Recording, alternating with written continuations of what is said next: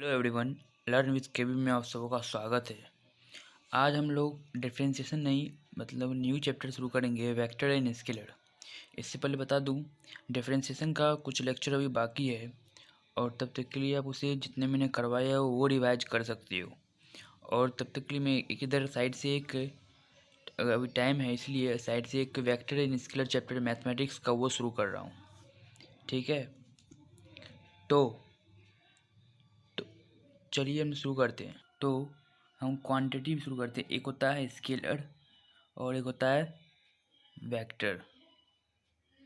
तो स्केलर के बारे में पता है कि scalar quantity has a magnitude only, मतलब इसमें से मैग्नीट्यूड होता है। जैसे कि मान लो लेंथ, मास, टाइम। लेंथ हो तो उसी मैग्नीट्यूड बताएगा कि ये नहीं बताता है कि डायरेक्शन किधर है उसका। जैसे स्पेन का सिर्फ लेंथ हम बता सकते हैं, बता नहीं सकते हैं लेंथ ये ऐसे ही हो सकता है। लेंथ कोई सा डायरेक्शन फिक्स नहीं है। और वेक्टर का पता है कि has a magnitude as well as direction, जैसे force, velocity and all. Vector अब पढ़ेंगे हम पहले। तो वेक्टर में देखते हैं, वेक्टर को हम लोग एरो से डिनोट करते हैं। ये एरो से ए बी, ये ए बी एरो है तो ये A B vector arrow denote करता है, ए बी वेक्टर है। और उसका मैग्नीट्यूड को हम लोग इससे डिनोट करते हैं मॉडुलस के अंदर, तो मैग्नीट्यूड कहलाता है। एक रिमार्क है, हम लोग वेक्टर को हमेशा एक सिंगल लेटर से डिनोट करते हैं, जैसे कि हो गया ए, और उसके मैग्नीट्यूड को by the letter only, not the arrow. अब कुछ इंपॉर्टेंट वेक्टर जैसे यूनिट हो गया, unit vector, negative vector and के कोइनिशियल वेक्टर। तो यूनिट वेक्टर हम उसे बोलते हैं जिस वेक्टर का मैग्नीट्यूड हमारा 1 हो, उसको बोलते हैं यूनिट वेक्टर। किसी भी वेक्टर को मान लो एज एग्जांपल अगर बोल दे B vector is a unit vector, तो इसका मतलब क्या होगा कि बी का जो मैग्नीट्यूड है वो हमारा 1 होगा और इसको इसका डिनोट सिंबल ये है। ठीक है, अब चलिए नेगेटिव वेक्टर देखते हैं। वैसे एक एग्जांपल लेते हैं, जैसे मान लीजिए हम ए बी को डिनोट करते हैं ए वेक्टर से, तो बी ए को उसके नेगेटिव मैच करेंगे। मतलब दोनों वेक्टर का जो मैग्नीट्यूड होगा, मैग्नीट्यूड दोनों का सेम ही होगा। ये A magnitude is equal to B A का मैग्नीट्यूड, जो कि माइनस ए का ही मैग्नीट्यूड, सबका इक्वल मैग्नीट्यूड सेम ही होगा। बस अगर डायरेक्शन अलग है तो नेगेटिव चेंज में आ जाएगा। जैसे ये है ए बी का डायरेक्शन है, जैसे ये ए से बी की तरफ दिखा रहा है और ये दिखा रहा है मेरा बी से ए की तरफ। तो दोनों में इक्वल तभी होगा जब दोनों एक दूसरे के नेगेटिव में होगा। एक है को इनिशियल वेक्टर, मतलब कि जिसका कि इनिशियल पॉइंट सेम हो।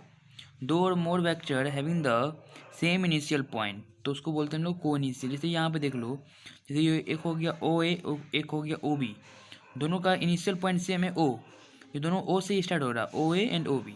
बेसिकली आज हम लोग कुछ टाइप्स देखेंगे वेक्टर के, और एक जो प्रैक्टिस होगा टाइप्स में प्रैक्टिस कर लेंगे। अब आता है हमारा कोलिनियर वेक्टर, मतलब वेक्टर हैविंग द सेम और द पैरेलल सपोर्ट, जो कि एक ही लाइन पे हो। जैसे कि मान लो यहाँ पर मैंने ए ले लिया और एक बी ले लिया और एक सी ले लिया। सब देखो, vector A B, vector B C, दोनों से सेम ही पॉइंट एक ही लाइन पे आ रहा है।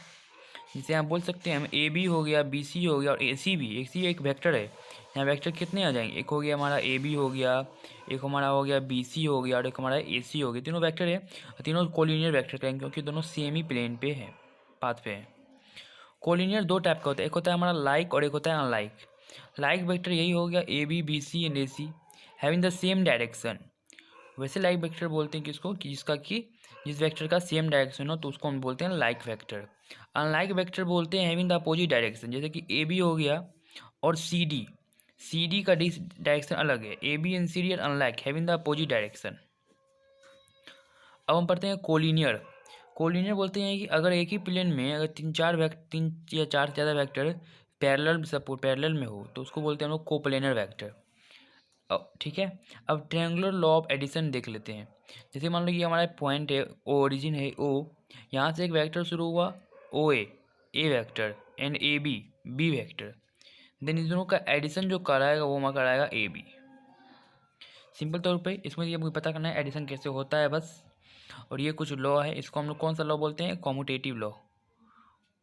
इस लिखना भूल गया था मैं, कॉम्यूटेटिव लॉ, और इसको बोलते हैं हम लोग एसोसिएटिव लॉ।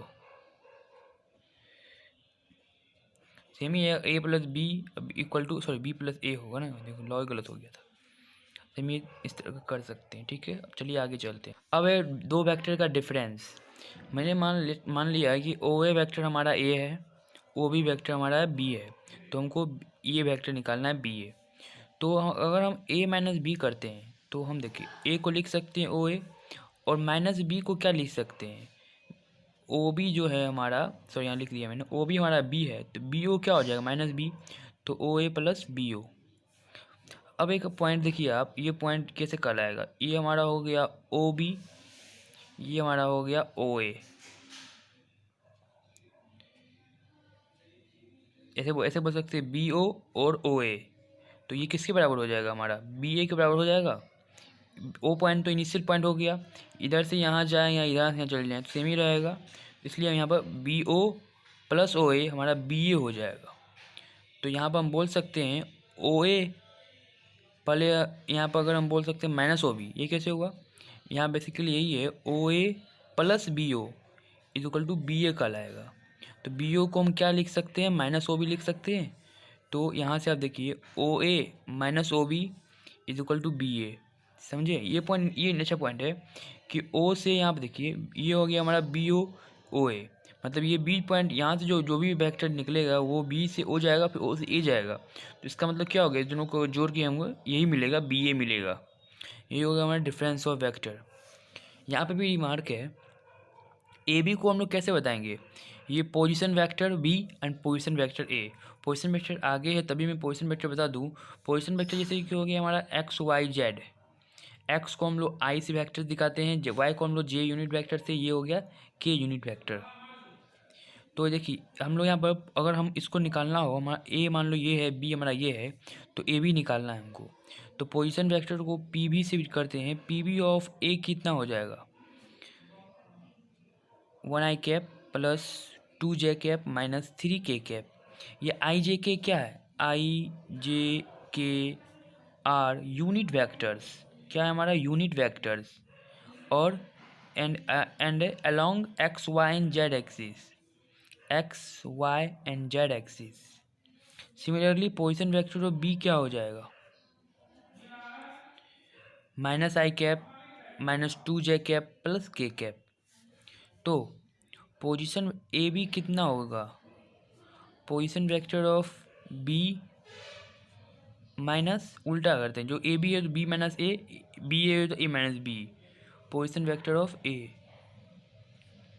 तो बी का हमारा पोजीशन वेक्टर क्या है, माइनस आई माइनस 2 जे प्लस के, ए का क्या है आई प्लस 2 जे माइनस 3 के। अब इसको घटा दीजिए, सिंपल जैसे घटाते हैं, माइनस आई कितना हो जाएगा, माइनस 2 आई माइनस 2 जे, अब माइनस 2 जे कितना हो जाएगा, minus 4 J plus K plus 3 plus 4 K. ये हमारा हो जाएगा position vector of A B, sorry A B का वेक्टर हो जाएगा ये। अब कंपोनेंट ऑफ वेक्टर, तो ये कंपोनेंट देखिए, एक हमारा मान लो कि let O be the origin, ये हमारा एक्स है आई कैप, ये वाई, ये जे 3D में, और ये कोई पॉइंट है एक्स वाई जेड जो कि ओरिजिन से आर डिस्टेंस पे, पोजीशन वेक्टर इसका आर है। तो आर को हम लोग ऐसे दर्शाते हैं, X I cap Y J cap and Z K cap, और आई जे की जिसे मैंने बताया था ऊपर, are the unit vector which along the X Y and Z, ठीक है। कंपोनेंट फॉर्म होगा आर का, और इसका अगर हम मॉडुलस ले लें, मोड ले लें, तो मैग्नीट्यूड, इसका मैग्नीट्यूड बोलते हैं, मैग्नीट्यूड ही हुआ, तो इसका आ जाएगा under root of x square plus Y square plus Z square, ठीक है। इसका लास्ट टॉपिक है direction ratio and direction cosine. Direction ratio देखिए क्या, जैसे मान लो हमारा आर कंपोनेंट दिया हुआ है, ये इसके जो वैल्यू हैं एक्स वाई जेड, वो हमारा डायरेक्शन रेशियो कहलाएगा, क्या कहलाएगा, डायरेक्शन रेशियो। अब इसी का अगर डायरेक्शन कोसाइन निकालना होगा तो उस कंपोनेंट का हम आर के अपॉन में आर का मैग्नीट्यूड लिख देंगे। आर का मैग्नीट्यूड मैंने अभी देखा ही था कि आर का मैग्नीट्यूड क्या हो जाएगा, under root of x square plus Y square plus Z square, then हम x by a y by a z by a, simple से ये हमारा डायरेक्शन कोसाइन कहलाएगा।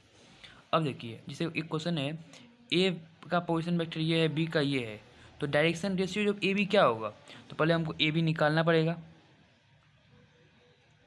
तो पहले हमारा ए बी क्या निकलेगा, position vector of B minus position vector of A. तो सिंपली हमारा क्या हो जाएगा, A2 minus A1 i cap plus B2 minus B1, या माइनस है, जे cap plus C2 minus C1 के कैप। तो यहाँ से हम डायरेक्शन रेशियो बोल सकते हैं कि ए बी का हमारा डायरेक्शन रेशियो क्या आ जाएगा, A2 minus A1, B2 minus B1 और C2 माइनस C1। ये तीनों हमारा डायरेक्शन रेशियोज होगा ए बी का। अब इसका कोसाइन कैसे निकालेंगे, तो